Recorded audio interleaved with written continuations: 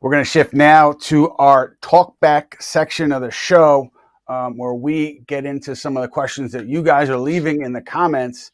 So very much looking forward to that. Before we do, Jerry Ferrara had a tweet about the Knicks summer tournament. And Jerry, I'm curious, are you going to get involved? Mill, are you getting involved? Is this thing actually going to happen? That's what I'm curious about. I don't know if I'm getting involved. I took that all as it really seems like Jalen is excited to just make fun of all of Knicks Twitter's basketball performance, which I'm totally okay with. And I think all players should get that moment because we're obviously fans who could be super critical and emotional at times. And I think it would be pretty cool to have that kind of interaction with the Knicks fan base. I think they would absolutely go nuts for it.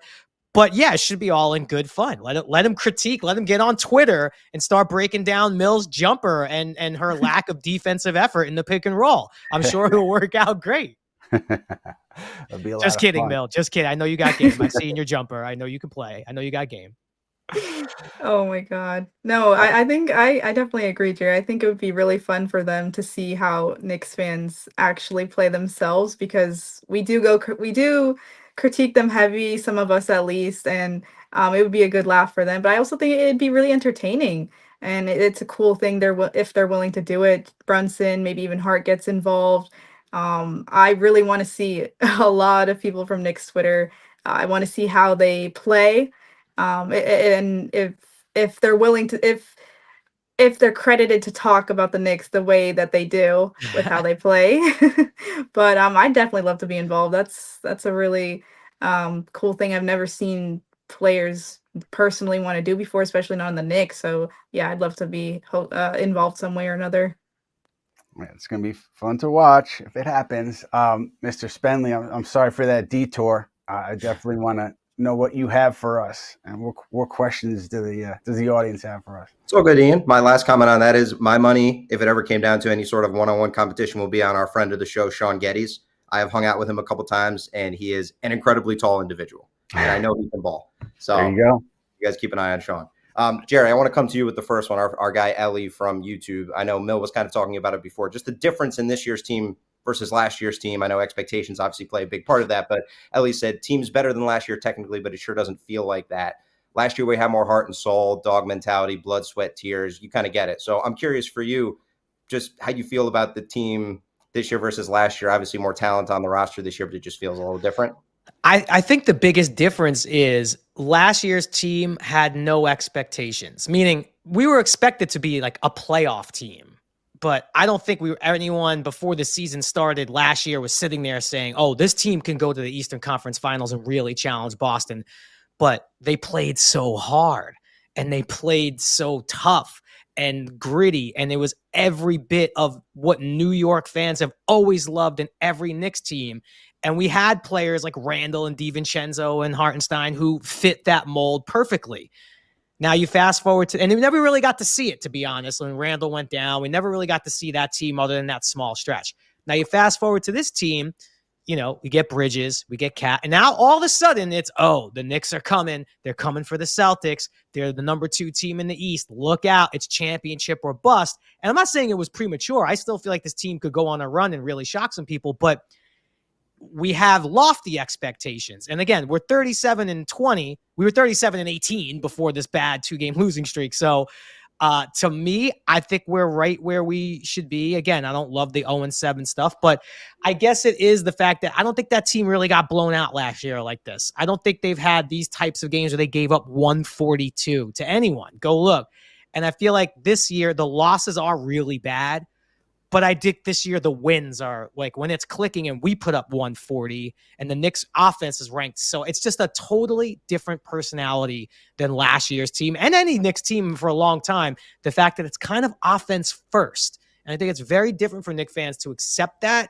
And I don't think it's going to be like that forever. But that's my take. Last year's team was insanely likable. I think this year's team it's just doing it a different way than last year's team did.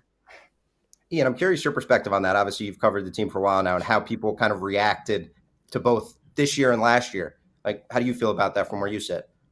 I mean, it makes sense. I mean, I think Jerry hit on a lot of the points that I would echo. One thing is, again, I'll go back to the kind of who's doing their job. And Karl Anthony Towns, to me, if you trade for him, you know what he's going to do. And to me, he's fulfilled that role that you would expect of him. And so where is it lacking? I mean, I think you could point to many different in different directions, but when you talk about physicality, you talk about want to, you're talking about the defense. And again, I think we've seen flashes where OG Anunoby and Mikal Bridges has defended very well. Mikal Bridges has had some fantastic individual possessions to seal games late in games, but the overall cohesion has not been there. And I think that's probably where Knicks fans are upset. I think that's where, people are saying to themselves, this team is softer than last year's team. Last year's team relied so heavily on offensive rebounds, second chance points. That's not what this year's team is. This is not a traditional Tom Thibodeau team. I think you could see that coming in, but the thought was, hey, with Anunoby and Bridges, we'll be okay defensively. And because that hasn't been the case all year long or for much of the season, I think that's where the disappointment is, and it's understandable. Sure. Yeah, Mill, I want to come to you with one that's kind of dovetailing off that a bit.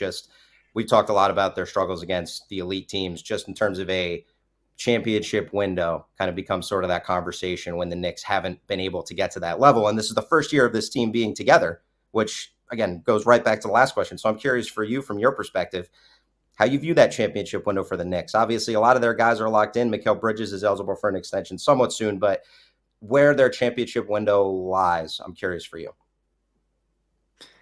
I would say we have the next few years to win a championship. I would say 3 to 5. We have the next 3 to 5 years. I mean, it depends if we're moving our assets or not. I mean, I think it might be a little surprising to see what happens in the future if we decide to move on from players like Bridges or, OG. I'm not sure, honestly, what's going to happen, because the fans, they're in a win now mentality. I know they want to win a chip this year.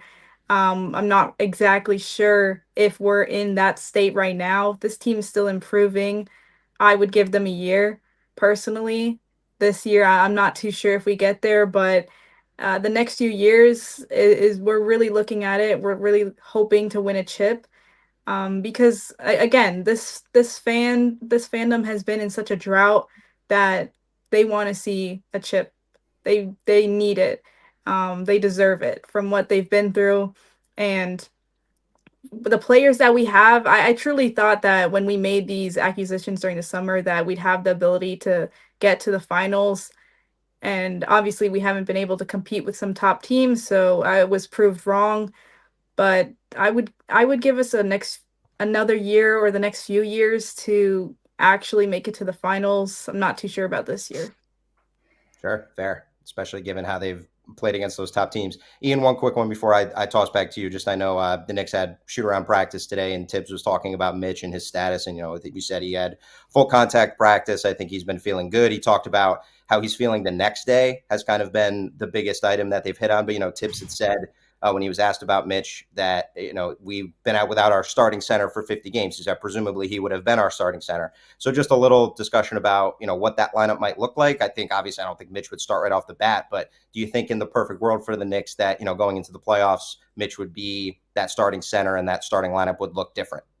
Well, they definitely see it as a weapon. That's definitely something that they want to look at, I believe, extensively. When Mitchell Robinson does come back, as you said, Matt, he's probably not going to start off the bat, but they want to see what it looks like. They want to see how effective it can be.